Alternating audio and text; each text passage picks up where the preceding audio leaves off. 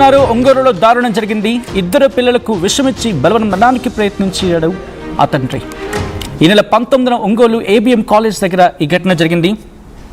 బాపట్ల జిల్లా చీరాలకు చెందిన ప్రబలిక విజయ్ కుమార్కు 12 ఏళ్ల క్రిందట పెళ్లి జరిగింది. అది కూడా ప్రేమించి పెళ్లి, అంటే ప్రేమ వివాహం. వీళ్ళకి సంతానం కూడా ఉంది. 10 ఏళ్ల ఆద్య, 8 ఏళ్ల సుప్రీత్ అనే ఇద్దరు పిల్లలు కూడా ఉన్నారు. అయితే ఏమొచ్చింది, ఏం జరిగింది కుటుంబానికి అంటే ఒక్కటే, భార్యపై అనుమానం. భార్యపై అనుమానంతో నిత్యం వేధించేవాడట విజయ్ కుమార్. దీంతో ప్రబలిక పోలీసులను ఆశ్రయించింది. విజయ్ కుమార్కు కౌన్సిలింగ్ ఇచ్చారు మహిళా పోలీసులు.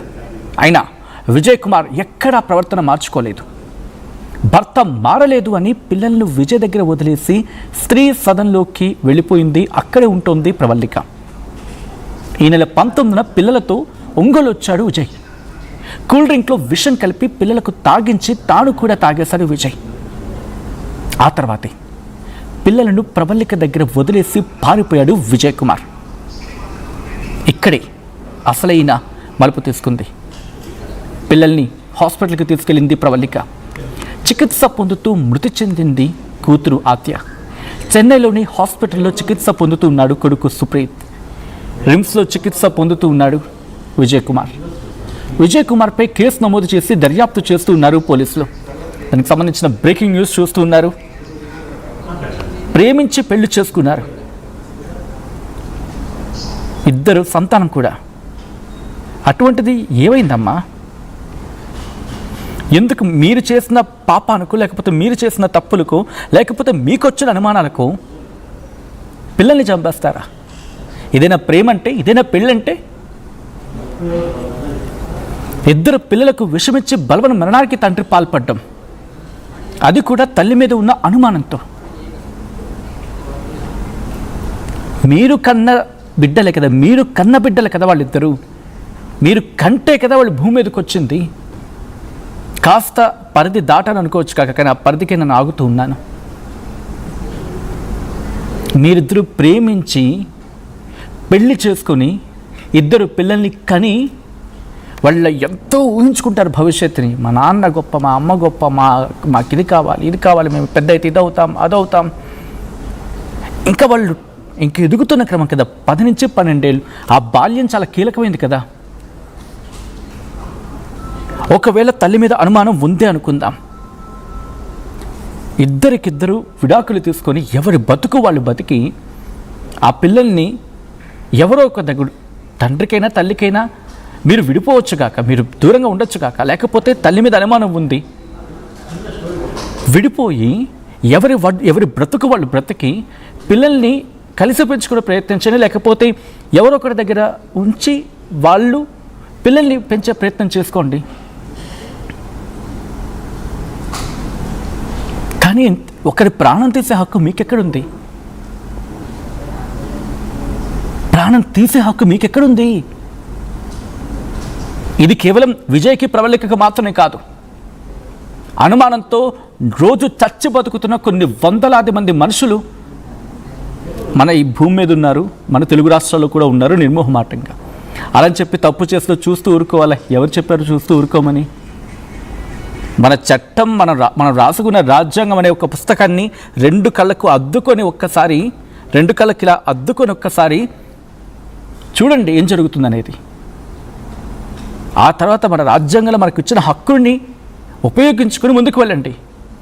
ఎవరు చావక్కర్లేదు, ఎవరిని చంపక్కర్లేదు. ఏ మతాలకి సంబంధం లేకుండా, అన్ని మతాలకు అతీతంగా మనకు ఒక రాజ్యాంగం మనం రాసుకున్నాం. రాజ్యాంగం మన హక్కులను రాసుకున్నాం. అదే రాజ్యాంగం అందరికీ ఒక పవిత్ర గ్రంథంలాగా మనం మాట్లాడుకుంటూ ఉన్నాం. ఇంత చెబుతున్నా, ఇంత చేస్తున్నా, భార్య మీద భర్తకు అనుమానము, భర్త మీద భార్యకు అనుమానము, వీళ్ళిద్దరికీ ఇంకొకరి మీద అనుమానము, వీళ్ళ అనుమానాలతో పిల్లల్ని చంపేస్తూ ఉన్నారు. బలవుతుంది ఎవరంటే, అనుమానం పెట్టుకున్న భర్త బతికే ఉంటాడు, బాగుంటాడు. అనుమానం పెట్టుకున్న భార్య బాగుంటుంది, వీళ్ళంతా బాగానే ఉంటారు. వీళ్ళ కోపం అంతా పిల్లల మీద. రీసెంట్గా చూడలేదా, వివాహేతర సంబంధం పెట్టుకున్నాడని చెప్పి ఒక వ్యక్తి భార్య దూరం పెడితే ఆ వివాహేతర సంబంధం పెట్టుకున్నాడు అనుకునే మైనర్ అమ్మాయికి సంబంధించి ఆ అమ్మాయిని చంపేయడం, వాళ్ళ అమ్మని చంపేయడం, వాళ్ళ నానమ్మని చంపేయడం, ఇంటికొచ్చి భార్యని చంపేసి పిల్లల్ని చంపేసి 6 మరణానికి కారణమైన వ్యక్తి. ఇన్వెస్టిగేషన్ మళ్ళీ కీలక మలుపు తీసుకుంది. 2 వైపులా వాళ్ళు ఆరోపణలు చేస్తుంది ఆ కుటుంబం అతగాడి మరణ వాంగ్మూలంతో. అది వేరే కథ. కానీ బోటం లైన్ ఒకటే, అక్కడ ముక్కు పచ్చలారని పసిపిల్లలై బలైపోయారు. ఇక్కడ అదే పరిస్థితి. ఒక్కసారి శ్రీనివాస్ దగ్గరికి వెళ్తూ ఉన్నాను. ప్రస్తుతం ఏం జరుగుతుంది అండి ఇదే అంశానికి సంబంధించి అక్కడ ఎటువంటి ఇన్వెస్టిగేషన్ జరుగుతుంది? కేవలం అనుమానమేనా లేకపోతే ఇంకా ఇతర కారణాలు ఏమైనా ఉన్నాయా? అంటే వివాహితర సంబంధం మాత్రమే కారణమా, లేకపోతే వివాహితర సంబంధం అని అనుమానం మాత్రమే కారణమా, లేకపోతే బియాండ్ ఇంకేమైనా ఉన్నాయా? అప్డేట్స్ అందించేందుకు శ్రీనివాస్ సిద్ధంగా ఉన్నారు. శ్రీనివాస్, ప్రస్తుతం ఎటువంటి ఇన్వెస్టిగేషన్ జరుగుతుంది? ఎటువంటి కొత్త కోణాలు లేకపోతే ఎటువంటి విషయాలు బయటపడుతూ ఉన్నాయి శ్రీనివాస్? అనుమానం పెరిగిపోతాం. ఇది ఒకే ఒక కాన్సెప్ట్ తోటి మరొకసారి ఒక గంటకి పుట్టినటువంటి 2 పిల్లలు ఒకరు మృతి చెందారు, మరొకరు మృతితో పోరాడుతున్న పరిస్థితి అయితే ఒంగోలులో చోటు చేసుకుని చెప్పుకోవచ్చు. ఎందుకంటే గతంలో అనేక సంఘటనలు ఇటువంటివి జరిగాయి, ఇంకా జరుగుతూనే ఉన్నాయి.